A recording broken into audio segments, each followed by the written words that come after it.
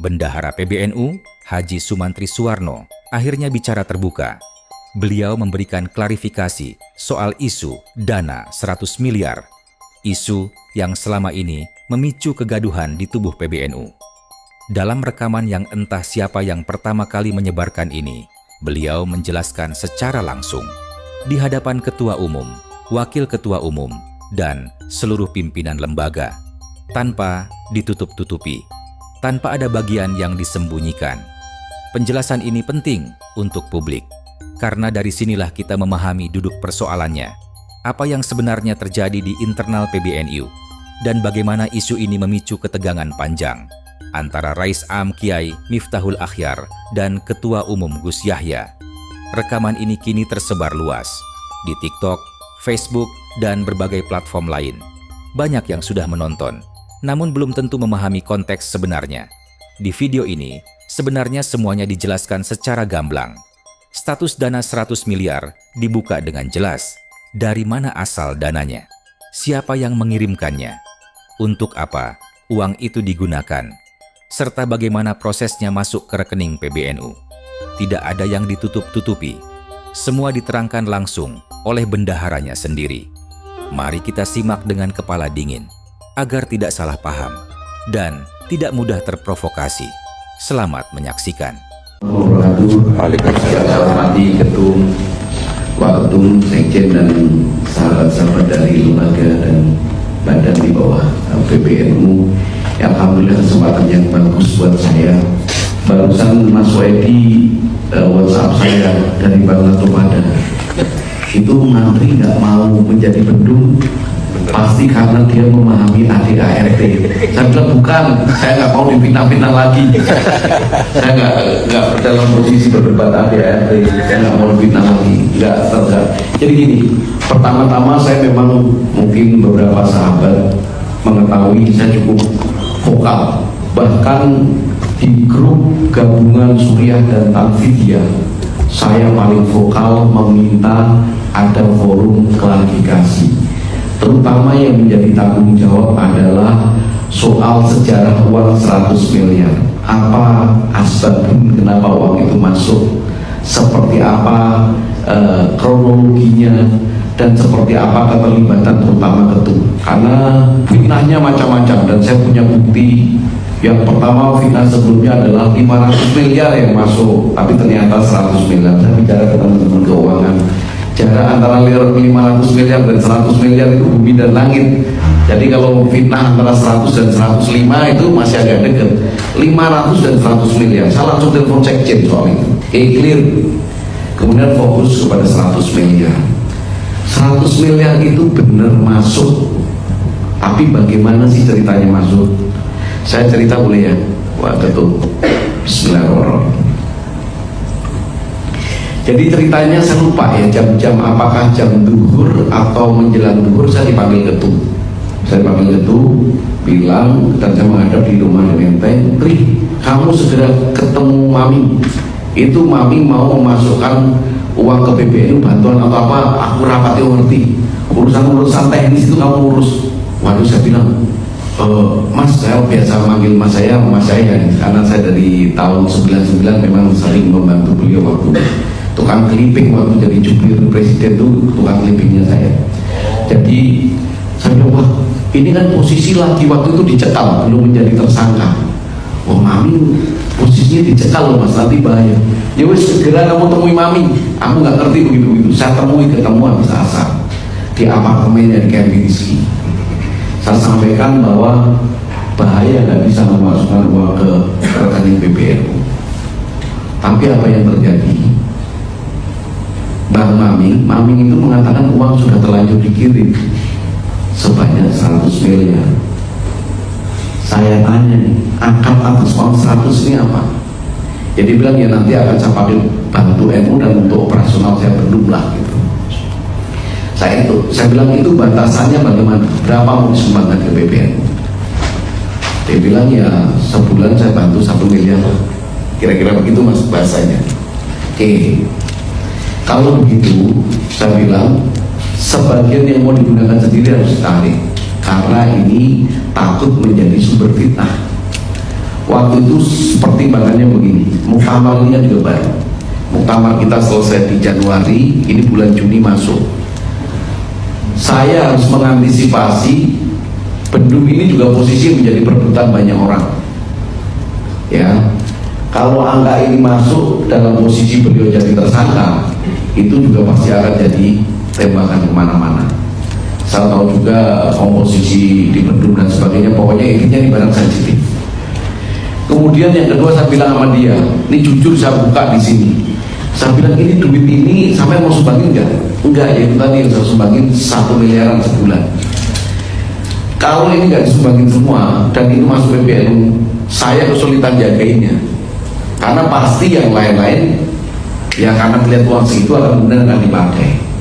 Sama mungkin teman-teman lembaga kan tahu kalau ada duit ke misalnya ke Lapesdam atau ke tempat lain kan kadang-kadang ada akad dengan penyumbang.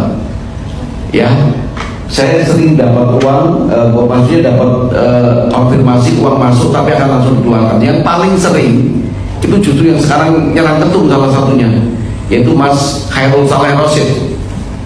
Kalau ada kampanye ekonomi Islam dari Bank Indonesia, uangnya belum masuk dia udah telepon saya. Mas nanti besok akan ada uang masuk, sedetik kemudian langsung saya ambil ya. Saya bilang kalau dibutuhkan diambil duluan nggak apa-apa kita kasih. Maksudnya kadang kalau uang masuk itu udah ada akadnya. Tidak semata-mata akad itu kan ada dua. Sebagai manusia modern akad perjanjian dan sebagainya. Tapi sebagai manusia beragama kan akad gentleman juga penting. Sama dengan di kalangan konglomerat itu nggak ada perjanjian di atas materi. Gentleman agreement ini juga sesuatu yang berharga. Oke. Jadi kemudian dalam perjalanannya dia pelan-pelan mulai mengambil.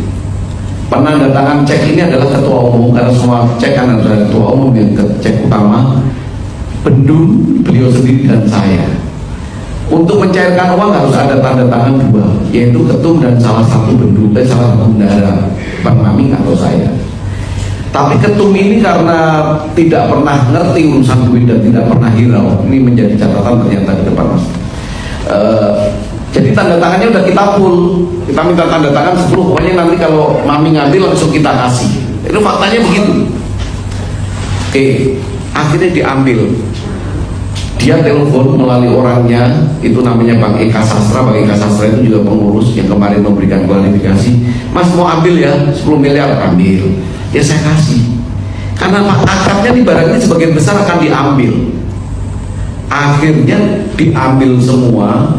Yang tersisa itu yang kita pakai itu sekitar 17 sampai 18 miliar atau hampir 20 lah total. Jadi diantaranya karena dia kena bulan Juni, saya minta yang jaminan 1 miliar per bulan itu sampai bulan Desember. Jadi Juni, Juli, Agustus, September, Oktober, November, Desember saya minta tinggal di PBNU. Terus adalah kebutuhan waktu itu di awal-awal banyak perjalanan ketum, kedupai dan sebagainya. Tapi itu memang sudah dia minta untuk dibiayakan. Kita eksekusi semua. Jadi yang mau saya jawab secara pendek yang pertama adalah masuknya uang itu. Ketum ini nggak ngerti, apalagi bersekongkol memasukkan. Yang kedua saya saja nututi. Kita coba lokalisir itu tidak untuk saya tutup. Yang mencatat transaksi ini ada anak keuangan namanya Meta sama Gila. Jadi mohon maaf, Royce Am atau siapapun yang saya hormati tidak mendapatkan data dari orang lain, itu data catatan saya. Karena dari awal saya tahu barang ini akan jadi sumber fitnah. Saya sudah sangat tahu. Ya mohon maaf kalau saya kan, kalau Bapak Ibu lihat berita mungkin lihat saya kan sekarang Direktur Utama Ratu lah, Energi Cepu. Kemarin kita baru pengumuman, saya baru menyelesaikan transaksi pembelian aset migas senilai 2 triliun. Itu duit cash, duitnya orang, tapi maksudnya saya biasa mengelola barang begituan. Jadi kemarin sambil perang saya ditembak sana tembak sini, itu saya harus menyelesaikan transaksi yang baru kemarin rampung. Bukan karena kemarin saya tidak mau rapat-rapat Mas, karena memang saya harus menyelesaikan transaksi yang baru kemarin selesai. Bapak-bapak bisa cek, kita baru membeli aset dari perusahaan Singapura senilai 2 triliun. Duitnya orang tapi yang mengeksekusi saya. Oke, jadi ceritanya uang itu sama sekali tidak ada keterlibatan ketum. Saya ditelepon banyak orang karena ngamuk-ngamuk di grup itu. Saya kan hanya minta tolong ketika tabayun saya dilibatkan atau Maming ditelepon atau auditornya dipanggil. Oke. Wow, akhirnya karena bilang ya udah dijelaskan aja di grup WA katanya. Saya bilang nih, PBNU organisasi terbesar di Indonesia, rapatnya lewat grup WA kan jadi kayak arisan RT. Itu satu yang fitnah soal 100 miliar. Fitnah kedua itu soal banyaknya nama Sumantri dalam rekening lembaga dan rekening badan. Tidak ada satupun yang membela saya. Ya mohon maaf, ini agak, teman-teman juga menurut saya agak nggak fair ke saya. Ini adalah keputusan rapat pengurus harian bahwa seluruh rekening lembaga itu ditulis PBNU/Lapesdam, PBNU/Badan Halal, PBNU/RMI. Tujuannya apa? Saya ingat ketua umum mengatakan biar ada koherensi, biar nanti kita tuh bisa nge-track semua duitnya NU itu ada berapa. Cita-cita kita suatu saat di laporan keuangan kita itu ada aset, oh duitnya segini, oh aset tetapnya sekian. Biar seperti Muhammadiyah ada kekayaan jamiah yang bisa kita munculkan.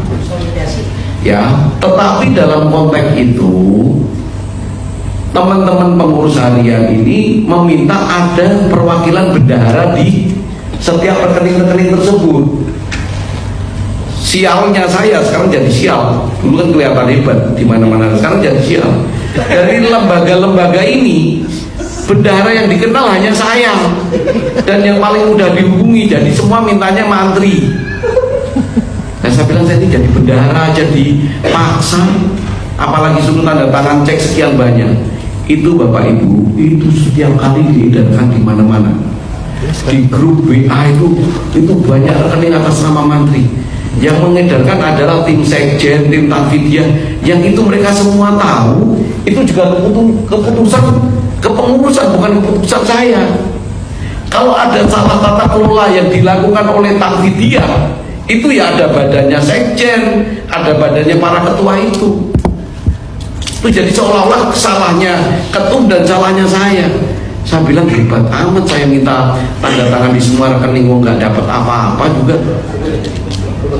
Ya, teman-teman lembaga yang pernah berinteraksi dengan saya nggak pernah mempersulit duit. Saya bilang ngapain anak-anak keuangan itu ya Bapak Ibu, kalau mengeluarkan duit lama-lama saya langsung semprot. Saya bilang kamu itu duit bukan duit kamu, ngapain pusing-pusing. Saya bilang ke teman-teman keuangan politik, tanya. Saya nggak pernah mempengaruhi orang. Saya cukup percaya diri untuk mengajukan fakta dan argumen saya sendiri. Saya bilang ke teman-teman keuangan, ada 4 orang yang tidak boleh kamu tanyakan kalau memberi perintah soal keuangan. Yang pertama adalah Rois Am, yang kedua adalah ketum, ketiga sekjen, keempat bendum. Ya bendumnya waktu itu bisa Bang Maming, bisa Gus Gutfang. Selalu saya hanya mengatur supervisinya. Nggak ada saya itu bercita-cita jadi bendahara PBNU. Saya ini masuk dipaksa karena diyakinkan katanya ini memberi berkah. Kalau duit kan saya nyarinya di luar, nggak mungkin saya ngambil duitnya Maming. Saya bekerja sama Pak Prabowo Pangestu, masuk ngambil duitnya Maming. Saya bekerja sama suaminya Mbak Puan, masuk saya ngambil duitnya Maming. Dalam sistem kita, Maming itu subsistem Pak, di dalam sistem ekonomi oligarki ini. Saya kan harus bilang, saya ini bekerja sama puncak-puncak oligarki kok. Ngapain saya turun kelas nyolong duitnya PBNU? Kalau saya colong, saya colong duitnya Pak Prabowo Pangestu dong. Pasti nggak dipermasalahin juga duit dia banyak. Maksud saya, oke, kembali kepada sistem tadi. Jadi fitnah itu beredar terus dan tidak ada ruang konfirmasi.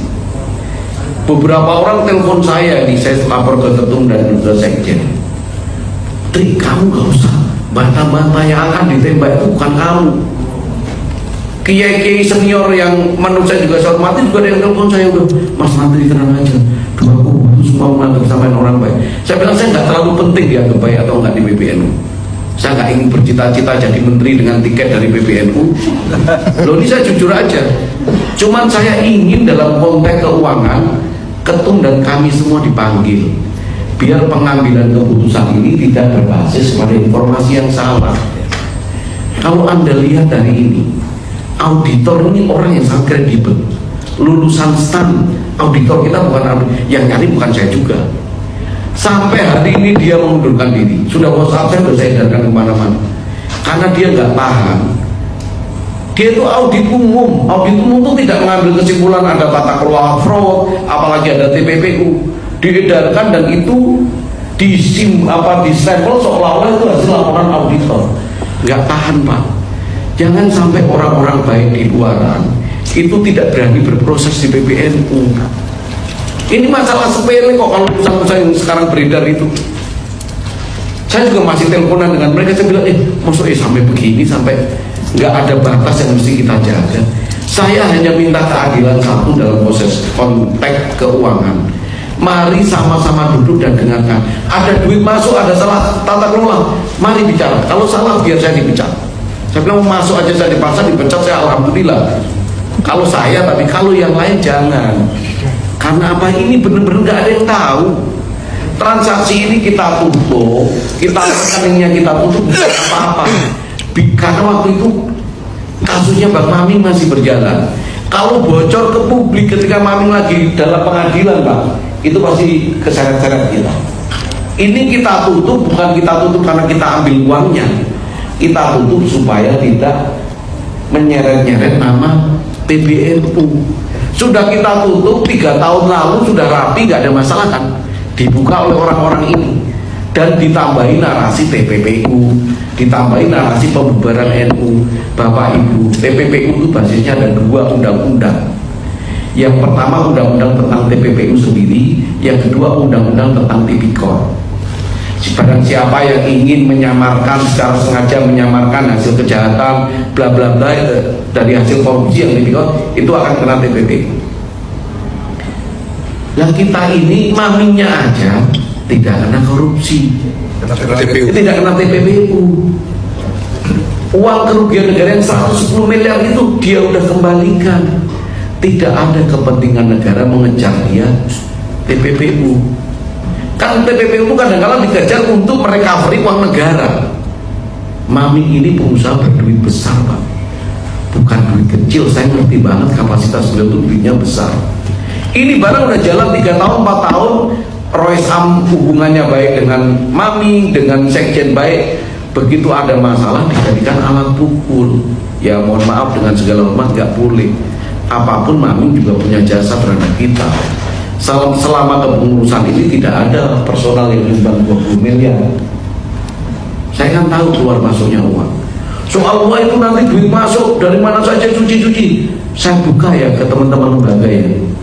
PBNU itu yang namanya bendahara masukin duit nggak pernah ditanya. Kalau ngeluarin nggak ada kalau ditanya, kalau masukin nggak pernah ditanya. Rois Am dan sebagainya nggak pernah nanya duitnya dari mana. Oh, Gutpan itu teman saya kok. Waktu Gus Gutpan diumumkan didorong-dorong jadi ketua umum di Bendung. Ini yang salah satu pasang badan pada beberapa orang yang nolak. Saya bilang saya nggak mau. Karena saya ini bukan santri. Dalam sistem sebesar PBNU, saya ini hanya mau menempatkan diri sebagai supporting system. Secara sadar saya bisa pinter tahu bahwa saya ini nggak mungkin jadi kelas utama di kultur pesantren begini. Hanya masuk PBNU kan turun kelas, Pak. Kalau di dunia korporasi saya itu CEO dihormati. Di sini saya datang ngantri ke lift harus Gus minta saya duluan. Karena saya kan menyadari adalah sistem sosial yang berlaku di sini. Saya hormat dan saya menempatkan diri sebaik-baiknya. Di Ansor itu dulu kalau saya diminta oleh teman-teman Ansor itu datang ke sebuah acara mewakili Ansor, saya bilang saya tidak cukup representatif. Banyak kok anak-anak santri yang pinter. Oke, jadi kembali kepada masalah tadi. Sebenarnya ini semua bisa dibicarakan, bisa ditabayunkan. Kalau rekening banyak gimana penjelasannya? Ya rekening banyak itu tadi kan memang lembaga ini kan memang punya rekening masing-masing. Tetapi di kepengurusan kita semua di rename, depannya PBNU/RMI, PBNU/Lakbesdam. Terus harus ada unsur bendahara yang ikut tanda tangan. Tidak harus saya, tetapi teman-teman ini yang minta Mas Menteri aja yang ikut tanda tangan. Alasannya saya bisa dikontak kapan saja. Saya ini bisa dikontak 24/7, Pak, apalagi di kantor. Di Di kantor itu saya bisa dikontak kapan aja. Saya bilang ke teman-teman itu, mau di urusan yang nggak ada gajinya aja saya bisa dikontak kapan aja, apalagi saya digaji. Saya bilang saya pasti bisa dikontak. Oke, kembali di rekening tadi ada 3-4 rekening yang isinya itu juga gerimis mengundang. Ada saya, ada Gus Ais, dan ada Gus Alek. Orang-orang yang berpikiran jahat, berpikir ini sekongkol apa lagi enggak.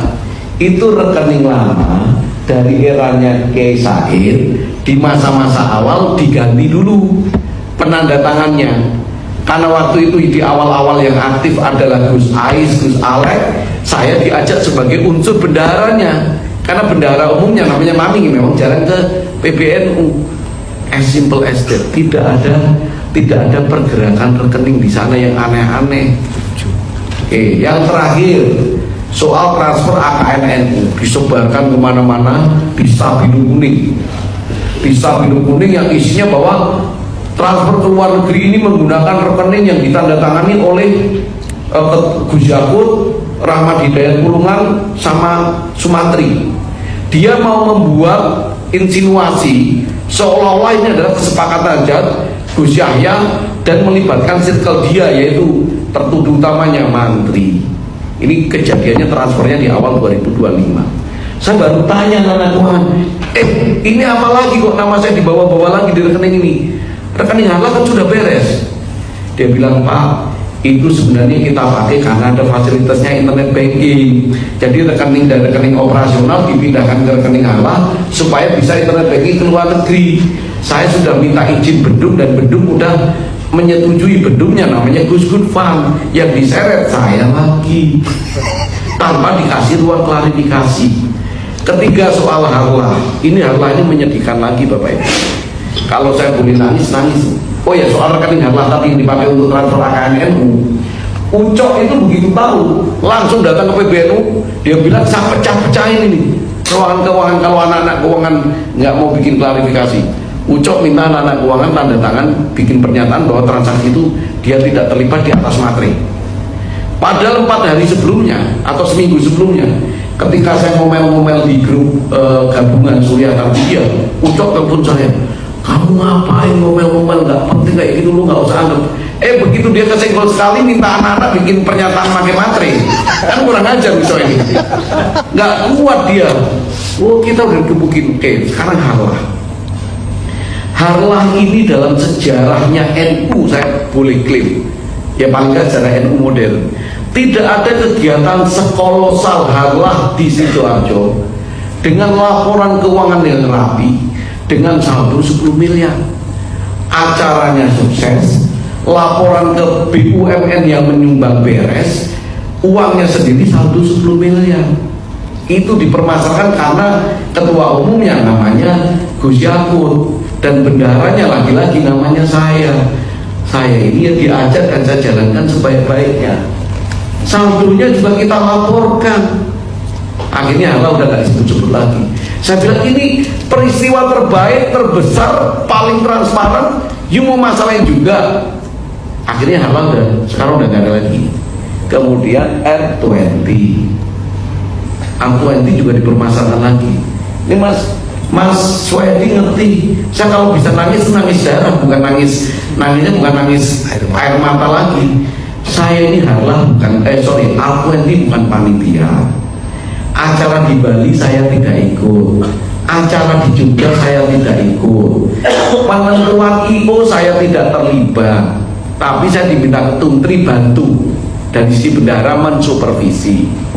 IO itu yang nunjuk sekjen, yang tangan Ketumri IO rekomendasinya Jody, karena biasa dipakai pemerintah. Kontraknya 19 miliar. Dalam perjalanannya ada tambah kurang naik jadi 25 miliar. Jadi dari duit 30 sekian untuk IO aja 25 miliar. Satu IO di luar acara tambahan-tambahan kita. Dari R20 itu ada duit yang memang sebagian dilarikan ke luar negeri karena itu ada basis MOU-nya. Kebetulan Mas saya juga ngajak saya lihat waktu negosiasi dengan Robito Alam Al Islami Muslim World League yang memberi bantuan ini. bantuan itu 2 juta dipakai acara R20, 2 juta dolar untuk acaranya, ya sekitar 30 miliar. 1,5 juta dipakai untuk bagian dari kampanye internasional yang disepakati antara PBNU, Robitoh dengan CSCV. Ada perjanjiannya itu. Wong malam-malam saya ingat saya ditelepon Gus saya tengah malam, saya udah ketiduran untuk membuatkan ngetikin perjanjian, terus piye gue gitu dijak untuk beresin pekerjaan malah keturun gitu. Saya masih ingat dialog itu dan saya tulis di Facebook itu soal itu.